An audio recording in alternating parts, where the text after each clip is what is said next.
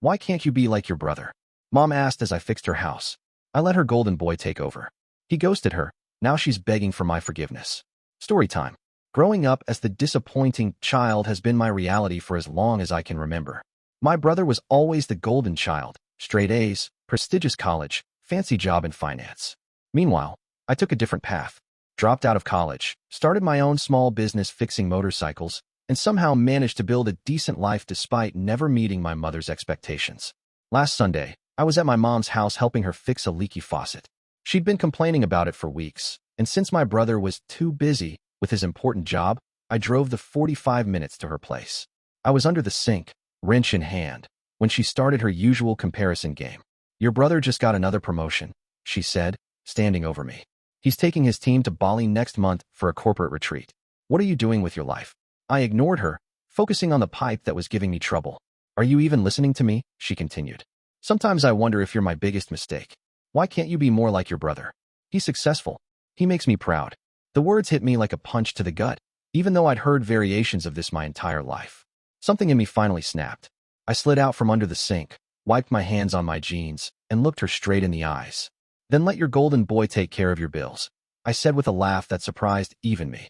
I'm sure he can fit you into his busy schedule somewhere between Bali and his next promotion. The look on her face was a mixture of shock and anger.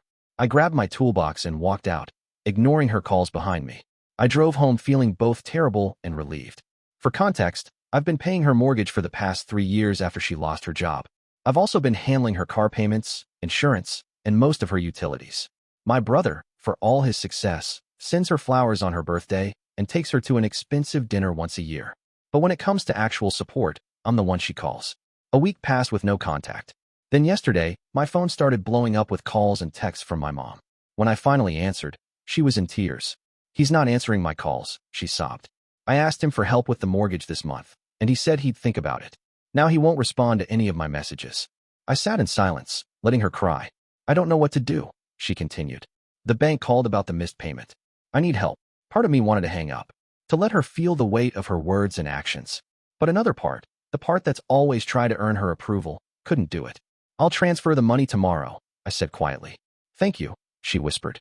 I don't deserve your help. For once, we agreed on something. I'm still processing everything.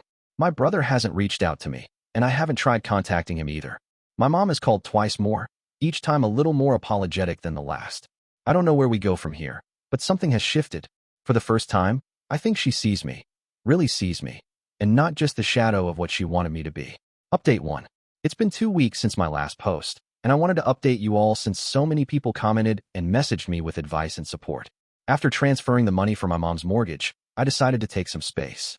I turned off notifications for her calls and texts, only checking them once a day to make sure there wasn't an emergency. Most messages were apologies mixed with subtle guilt trips. I'm sorry for what I said, but I'm really struggling right now, or, I know you're upset, but I need to talk to you. I finally agreed to meet her for coffee last Saturday at a neutral location. When I arrived, she looked smaller somehow, like the events of the past few weeks had physically diminished her. We sat in awkward silence until our drinks arrived. I've been doing a lot of thinking, she began, staring into her cup, about the things I said to you, and about how I've treated you compared to your brother. I nodded but didn't speak. I was wrong, she continued. So wrong. I've been unfair to you for years, and I didn't even realize it until he turned his back on me. It's not about him turning his back, I said finally. It's about you never seeing the value in what I do or who I am. You called me your biggest mistake, while I was literally fixing your house and paying your bills. She flinched at the reminder. I know. I don't have an excuse. I was so focused on appearances, on degrees and job titles and things I could brag about to my friends. I missed what was right in front of me. We talked for nearly 2 hours. Really talked, maybe for the first time ever.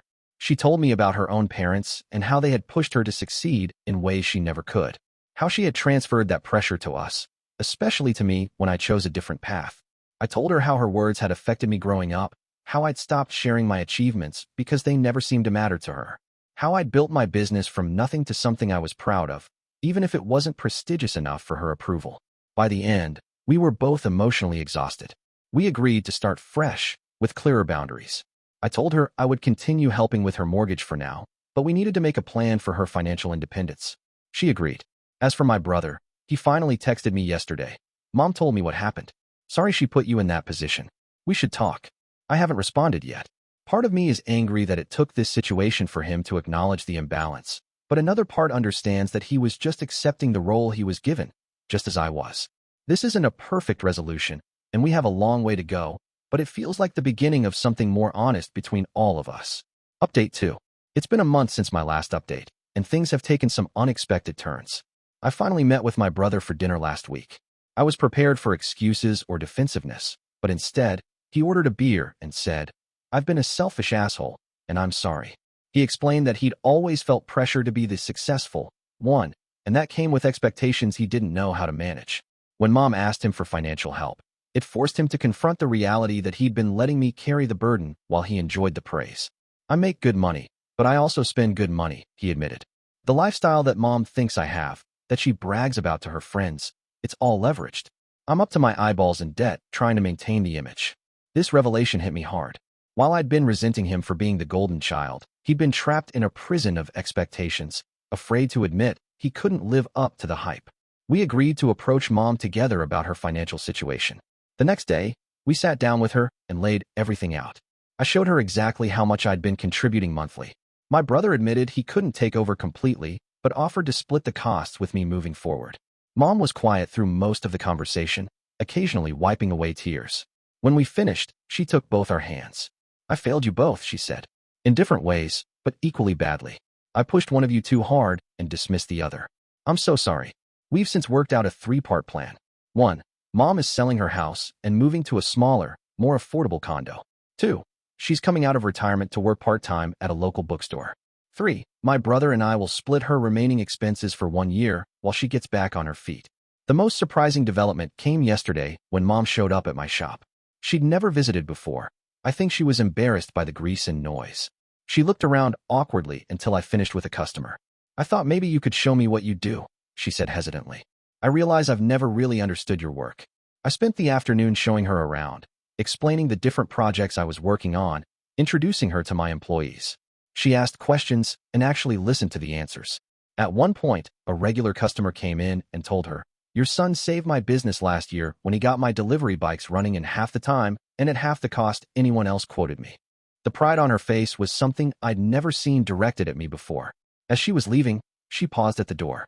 "You know, your father would have loved this place. He always had a thing for motorcycles. My dad passed away when I was 14. He was the one who taught me to work with my hands, who gave me my first toolkit." Mom had never acknowledged that connection before. I'm not naive enough to think everything is fixed. We have years of patterns to break and new relationships to build. But for the first time, I feel seen in my family. Not as the disappointment or the backup plan, but as myself. Update 3. 6 months have passed since this all began, and I wanted to share what will likely be my final update on this situation. The changes in our family dynamic have been profound, though not without challenges. Mom moved into her condo 3 months ago. The process of downsizing forced her to confront a lot of her materialistic tendencies, things she'd held on to as status symbols that she couldn't afford and didn't actually need. It was difficult for her, but ultimately freeing. She's been working at the bookstore consistently and recently got promoted to assistant manager. The regular income has given her a sense of purpose and independence she hadn't realized she was missing. She's made friends with her coworkers and seems genuinely happier than I've seen her in years. My brother and I have developed a relationship that never existed before. We text regularly and have a monthly dinner where no family drama is allowed. We just talk as adults, as friends even. He's made significant changes in his life too, selling his luxury car and moving to a more modest apartment to start tackling his debt. He told me recently that watching me stand up to Mom gave him the courage to start living more authentically. As for Mom and me, we're building something new. She still occasionally slips into old patterns, making comments about what could have been if I'd finished college. But now she catches herself, and sometimes I even see her physically bite her tongue. Last month, she came to me with a folder full of paperwork. "I want to show you something," she said, spreading the documents on my kitchen table. They were financial statements, budgets, and a payment plan she'd worked out with a financial advisor. "I can handle my own expenses starting next month," she announced with a mixture of pride and nervousness. "I've calculated everything, and with my salary and the money from selling the house, I'll be okay. You and your brother don't need to support me anymore." I was stunned. This was a woman who had relied on others, first my father, then me, for her entire adult life. "Are you sure?" I asked, reviewing the numbers. They were tight, but workable. I'm sure, she said firmly. It's time I take responsibility for myself. You both have your own lives to build.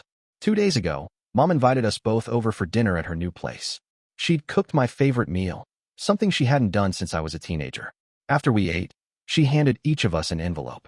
Inside mine was a check returning the last 3 months of mortgage payments I'd made for her, along with a letter. I won't share all of it here, but one part stands out. You were never my mistake.